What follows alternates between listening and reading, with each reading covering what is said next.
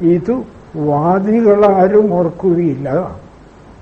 പക്ഷെ എന്റെ മതമാണ് കേമം, നിന്റെ മതം മോശം എന്നിങ്ങനെ മതത്തെ ചൊല്ലി അഭിപ്രായ വ്യത്യാസം നിലനിൽക്കുന്നിടത്തോളം ഒരു മതമാകാൻ ഒരിക്കലും സാധ്യമല്ല. ഇത് വാദികളാരും ഓർക്കുകയില്ല. പക്ഷെ പരമതവാദം ഒഴിഞ്ഞ പണ്ഡിതന്മാർ, അറിവുള്ളവർക്ക് പണ്ഡിതൻ എന്ന് വെച്ചാൽ ബ്രഹ്മനിഷ്ഠൻ എന്നാണ് അർത്ഥം. പണ്ഡ എന്ന് പറഞ്ഞാൽ ബ്രഹ്മജ്ഞാനം. ബ്രഹ്മജ്ഞാനം ഉള്ള ആളാണ് പണ്ഡിതൻ.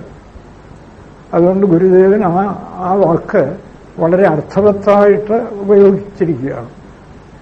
ഗീതയിൽ തന്നെ വിദ്യാവിനയസമ്പന്നെ ബ്രാഹ്മണേ ഗവിഹസ്തിനി ശുനിചൈവ ശുപാകേച്ച പണ്ഡിതാ സമദർശിന. പണ്ഡിതന്മാർ സമദർശികളാണ്.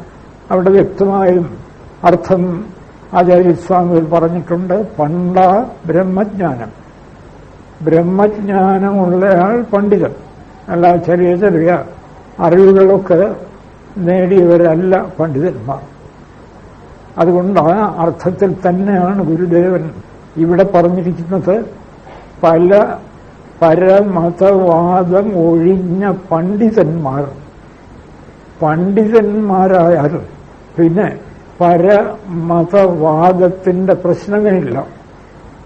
മറ്റുള്ളവരുടെ മതം തെറ്റാണ് എന്ന് ഒരു പണ്ഡിതൻ ഒരിക്കലും പറയില്ല.